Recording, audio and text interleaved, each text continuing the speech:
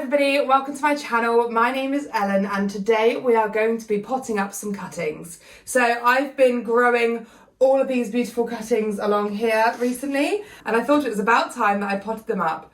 You'll be able to see from some of the roots on these that they really do need potting. So yeah, really excited to get this done today. We're going to have a bit of a discussion about the soil as well that I'm going to be using as we go. I'm probably going to be looking at two different soil mixes based on the variety of plants that I have here.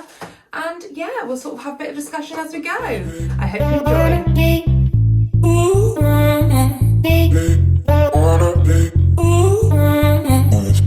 So to start off with, in my video today, we're going to be talking about the soils that I'm going to be using. So I'm going to be using two different ones. The first soil I'm going to be using is this one here.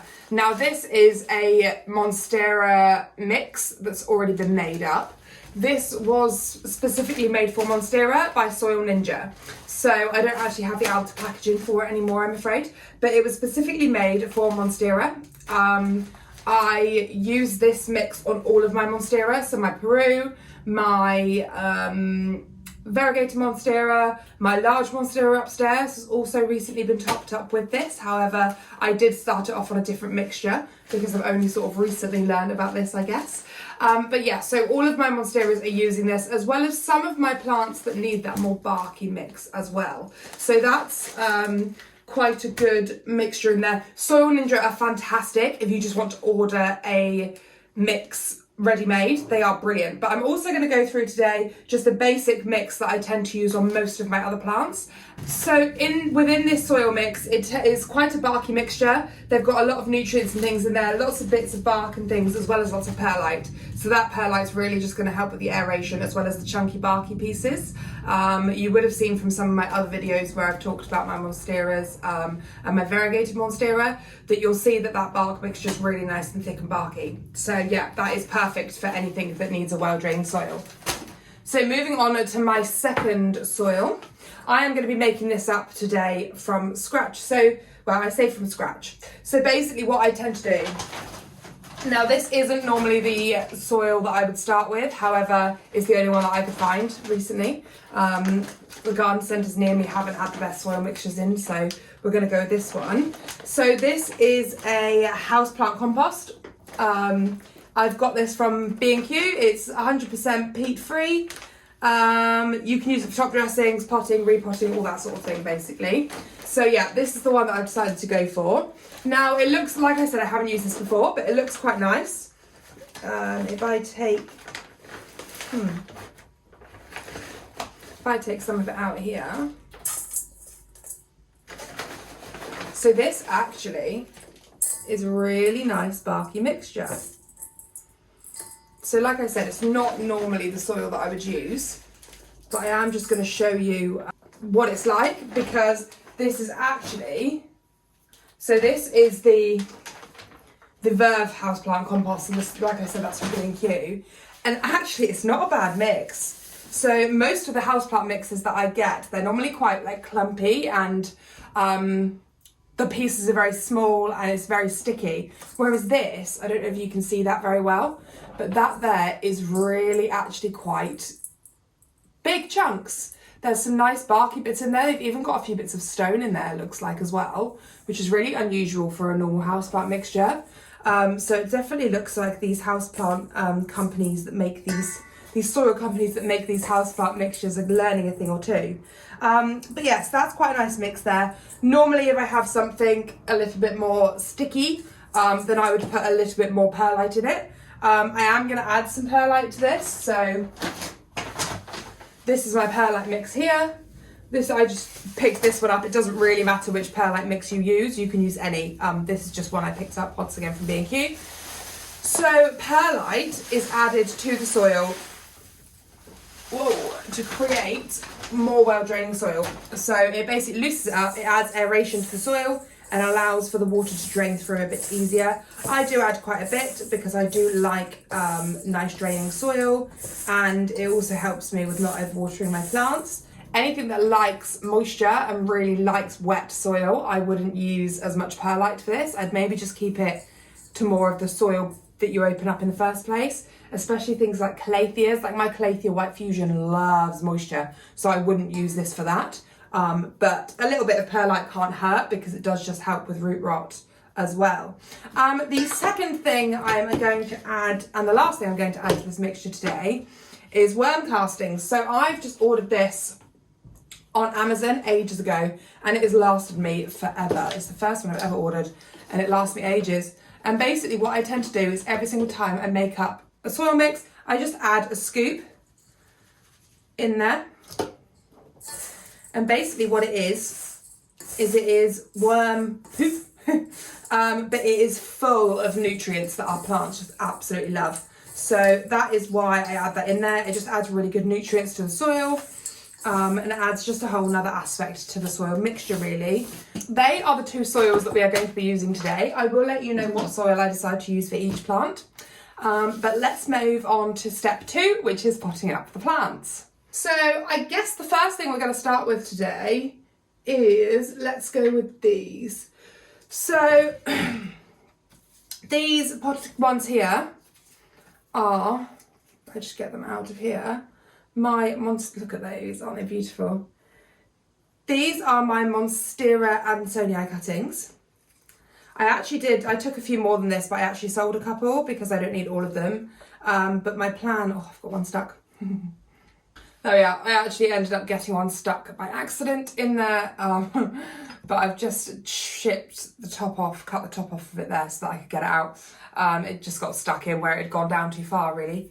But yeah, so these are my monstera Ansonii cuttings. The roots on these are absolutely insane. I definitely could have repotted them a little bit earlier. I was just trying to decide whether I was going to keep them or whether I was going to sell them on.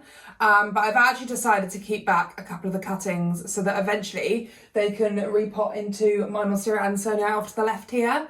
However, I do want them to get used to soil before I do that, because this guy over here is used to lower levels of water, and if you take a plant directly from water and put it straight into dry soil that doesn't get watered very often, then they will die. So I do really need to make sure that they get enough water.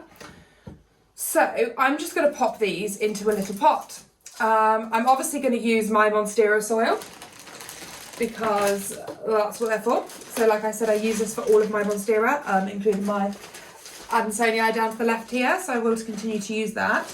I have actually had this soil for a little while, and I did notice the trouble with small pots is that you always tend to miss when you pour soil out. But yes, I did actually notice when I was getting this out again that there were a few little mouldy bits in the top here, like 3 different clumps. So I've just taken those out, and the rest of the soil looks fine. It might have just been where it was moist inside there, so do keep an eye out for that. I do need to kind of use it up really and get some new soil at some point. But yeah, so let me just pop, I'm just going to pop a glove on because I don't like getting all the soil under my nails and stuff. So I don't really know if this pot's going to be based on the length of these roots, although have you noticed that there's one with barely any root on it? But it has got a little bit there, so it'll be absolutely fine. I'll pop that one in last. Let's find the one. So I would find the one with the longest roots and the most roots, so I'd go for this one and probably pop that in the centre. I think I'm actually going to have to pour some of this soil out. So if you're potting up quite a few, I would just start with just a small base here. I think that what I'm probably going to have to do is use 2 pots for these and spread them out over the 2, because the roots on these are just far too long. But it's also important to not cut the roots on these unless you absolutely have to. It's just not worth the stress of the plant really at all. I'm just going to pop this other, let's go for this guy in with this one as well. So you want the roots to go down. Sorry, you probably can't see very well what I'm doing, but you want the roots to go down to the bottom and then for the plant to sit on top. So now that I've got those 2 in there, I'm then just going to cover the rest of the roots with soil.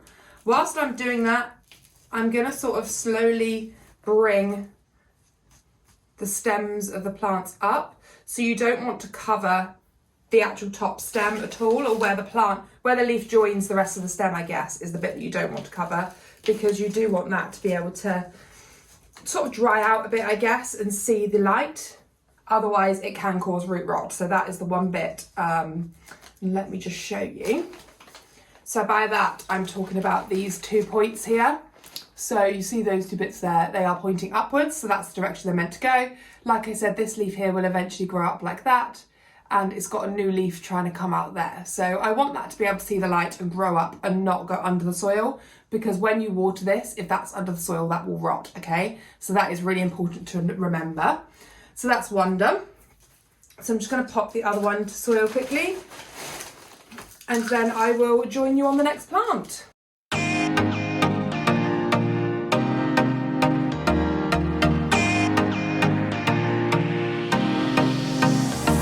There we are, so there's the 2 monstera andersonii there. So all I will do now is just give them a really good water.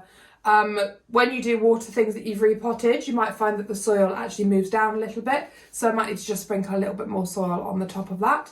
So moving on to the second plant. So the second one I want to talk to you about today is this guy. Now this is a philodendron silver sword. You can see there. I appreciate these 2 leaves look quite sad. They've kind of just looked like that the whole time that I've had them, well, the whole time that I've had them. So I bought these as a cutting, but it has got a brand new leaf coming from here. So it's clearly doing something right. It might just be that it's pushing all its energy towards growing roots and springing out the new leaf. The old leaves are just sort of sagging a little bit really, and it might also be that it's been in a really high light situation in my window, and I don't think they're really meant to be in that high light situation. So that's probably what it is there as well. Now this did take quite a while to grow roots for me. I would say that this one's been rooting for probably a couple of months now. I got it at the same time as this guy, which was just one single cutting, and just shows you the difference of how plants grow. So this has got the most ridiculous root system ever, and I really need to get them potted up. But it's also grown another, so this had 2 leaves, so all those 3 leaves on the top there are new. I appreciate that one's browning. Once again, I think it's just been burnt in the sun and then it's decided to die off. But it has grown 3 new leaves since then, and yeah. So I just wanted to show you the difference there between the 2 roots and how different plants grow quicker than others, and some plants you just have to be patient with, okay? I will do that one next as I've got it out. The other plant that I got the same time as these as well is this philodendron. It is a reverted pink princess. So it's reverted because it's got no sort of variegation on it. This slight, what could look like variegation to you down here, I believe is actually sun stressing. So once again, I had this in the window, and it seems to have got this beautiful markings at the bottom here. So I'm pretty sure that that's just sun stressing. But yeah, but then that has got roots that are even worse than the other one. And I think that there might actually be a new leaf that's tried to grow at the side there. So I think that we'll probably just keep an eye on that. Because, so when I pot this up, I'm going to have to pot it probably that point there down, but make sure that's sticking up out of the soil. So it's going to have to go on a bit of an angle, I think, to make sure that doesn't come out. But yeah, so those 3 just showed you a little bit of difference there. So for all 3 of these, I'm going to be using the same soil over here. So this is the Rhaphidophora tetrasperma, this is the philodendron silver sword, and this is the philodendron pink princess. So these 2 are both the same type. This I would tend to treat more like a monstera. However, the soil that we're using today is quite barky anyway, and quite sort of aerated. So I'm quite happy with how that is. Yeah, so we'll use those. So what I'm going to do is I'm going to put these 2 in, I'm going to put that one in there, right, philodendron in that one, and then I'm actually just going to I'm going to put that in a bigger pot there, I think, because I think it needs that. I'm just going to get another one of those bigger pots and I'll be back. So then the Rhaphidophora tetrasperma, I'm actually going to be potting up into this, and I'm going to be putting it in here with a pole. So I think what we will do is keep that over there, move these guys so that you can actually see me properly. And let's do these 2. So I'm going to start as usual by pouring soil into the base of the pots. Now, obviously, like I said, this pink princess, reverted pink princess, so it's not going to get the variegation on it. I am going to fill up a lot higher because, like I said, it hasn't got that much root on it. And then this one, I'm going to go about halfway, maybe just over, because once again, it hasn't got very long roots. I'm actually going right to the line at the top here, because I can create a hole in the centre, and then I can just add a bit on where I need to. So with the soil out the way, both of them, I'm just creating a nice big hole in the centre. And then, like I said with this one, I'm just going to sit it on its side like that, so that this guy's still sticking out. I'm just going to pad the soil down at the sides a little bit. So the trick is, while you're doing this, is to keep lifting the plant up a little bit so that you're not completely burying it, because that is actually quite important to not bury that section, like I said before. Quite excited really. It's been ages since I've potted up this many cuttings, so yeah, it's quite fun to see them all growing and see them all thriving. So there we are, Philodendron Princess, and then let's just get this silver sword in there as well. Now some of the roots on this guy are pointing upwards. Apologies that you can't see what I'm trying to show you there. But yeah, because of the roots trying to point upwards, they really just got to make sure that we bury those down, and then almost pull the plant up a little bit afterwards to try and get those roots going the right way. There we are. So he's in there nice and snug now. So I'm just going to tip up the top here. That's the thing, you want them to sit in nice and snug, but you don't want to pad down the soil too much, because if you really compact the soil right down, it really does stop that aeration of the soil being able to move around. Once he's grown another couple of leaves out and I repot him, I probably will put him in with a pole. At the moment I only have the one pole, and I'm really struggling to get my hands on ones that are like smaller ones like this. So I do actually need to do the same with my Monstera Pro, but I just don't have a pole. So I am trying to get another 2 poles for those, as well as a plant at work that I need to put on a pole as well. So fab, so that's those 2 done. So when it comes to a pole, I would just put the soil in as normal, as we discussed before. Flat surface there. And then the pole, I'm going to sit this pole right to the back here because I need plenty of room at the front for the plant. So that is just going to dig right into the soil like that. Okay. And then you're going to pad round it.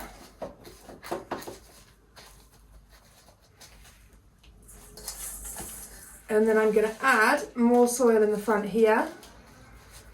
And then I'm going to create a nice big pit at the front, because don't forget that the roots on this guy are humongous. And just to say, can you see how green they are?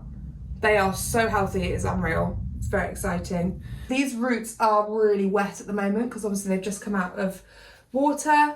So I am going to actually attach that with a tie so that it really stays close to the pole like that. Normally I would do that the other way around so that these roots are sitting flush against it, but I don't know, I just don't think that's going to work because of the shape. Maybe it will, maybe I should do it the other way. So yeah, I have actually just decided to turn him around. So with the green garden tie, I'm actually just going to attach it around this bit here, so it can attach there. That's it, and I'll see what ends up happening with this leaf here. If I tend to not really like the way that falls, I can just attach it up here as well, but I don't really mind it at the moment. I kind of like it being slightly wild and not too controlled. So yeah, we'll see where we go with that one. So that is the Rhaphidophora tetrasperma there. So the fact that these roots here are growing into the pole now means that they should start to attach, and then this guy should nicely grow up this pole. And I'm expecting within the next few leaves it will start to get bigger up here, and then what I'll probably have to do is cut it back so that they get nice and big. This leaf here will eventually die off, but at the moment I'm just letting it die a little bit more really. It's still got some nutrients in it, so it's still helpful to the other leaves and the growth of the plant. Last but not least, I have these 4 variegated syngoniums, and yeah, so I've been on quite a journey with these guys actually. Started out with nice 4 leaves that I then propagated in moss. So I had these in a moss propagation box, you might have seen back on my video. I then took them out of the propagation box because some of my bigger leaves were starting to die off, including this one here that's obviously gone, and this one here as well. However, this one here is still looking really nice. and it's got a nice new baby coming out, although that baby has come out completely white, so I'm kind of hoping that with the new ones that come out it won't be like that. Otherwise that could be a bit of trouble for that one. And this is probably the best one out of all of them actually. Got this beautiful big leaf here and this lovely little second leaf as well, which is growing really nice. So yeah, that should soon sprout out another leaf and it will keep growing. So it's quite important now that I get them into soil. They are currently just sat in these pots in moss. So my plan is to empty the moss out and then we can get them into some soil. So, I mean, the roots on these should be quite nice if I just bring that bowl over. So I have used all the soil in this bowl now, so I'm just going to use it to take the moss off the roots. You've got to be really gentle here, not to accidentally pull any of the roots off, and make sure that you are just getting the moss. Now, this moss probably has dried out a little bit too much compared to what I wanted.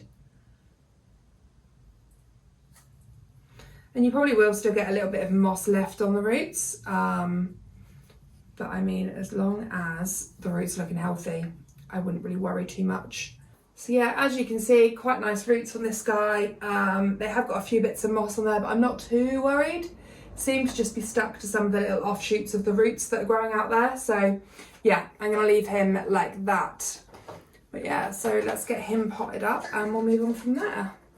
So I'm going to use my monstera soil for this one, just because, yeah, I mean, it's a nice chunky mix and I know that these guys really like a lot of moisture, so I do like to give them more chunky soil so that I can water them a lot and it gets nice and lots of water, but it doesn't rot the roots. You can see my other guy off to the side here, the adult that these babies came from.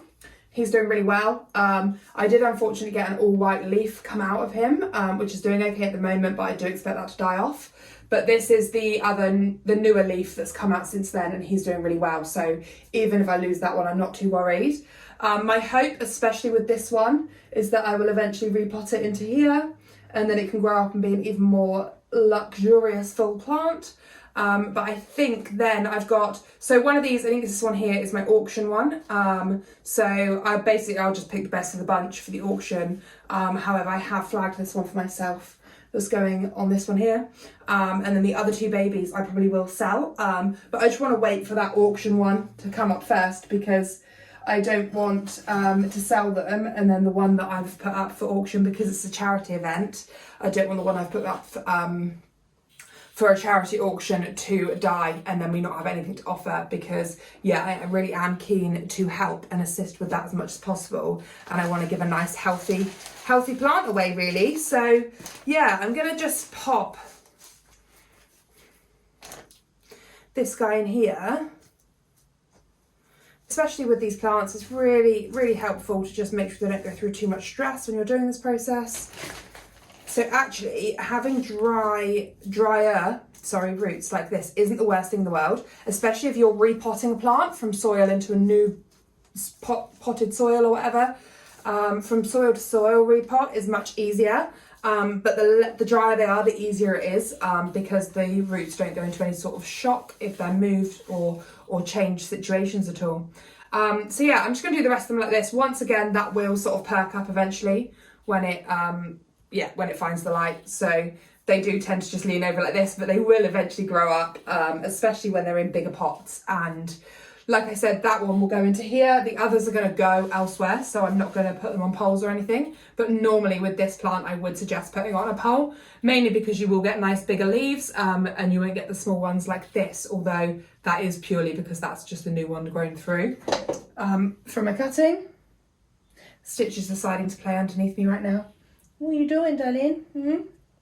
Right, I'm going to go ahead and get the next 3 potted up, and then we can move on towards the end of the video.